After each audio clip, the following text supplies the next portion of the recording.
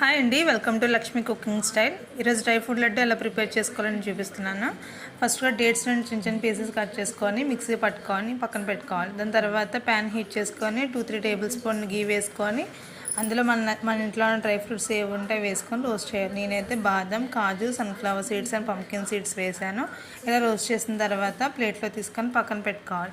దాని తర్వాత అదే ప్యాన్లో ఎక్స్ట్రా గీ వేసుకొని డేట్స్ పేస్ట్ వేసుకొని ఒక 2-3 మినిట్స్ పచ్చి స్మెల్ పోయేంత వరకు ఫ్రై చేసుకోవాలి.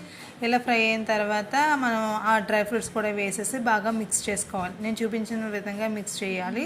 ఇలా 1 or 2 మినిట్స్ మిక్స్ చేసిన తర్వాత అది కూడా తీసుకొని పక్కన పెట్టుకొని చల్లగా అయ్యే వరకు ఉంచుకోవాలి. చల్లగా అయిన తర్వాత మన నచ్చిన సైజు చిన్న చిన్న లడ్డూలుగా చేసుకొని బాక్స్లో పెట్టుకొని స్టోర్ చేసుకుంటే 10 to 15 days స్టోర్ ఉంటాయి. ఇలా చేసుకుంటే హెల్త్కి చాలా మంచిది. బయట డ్రై ఫ్రూట్ లడ్డు కొనాలంటే చాలా కాస్ట్ ఉంటుంది. పైగా షుగర్ సిరప్లు కూడా వేసేస్తారు. అవి హెల్త్కి అంత మంచిది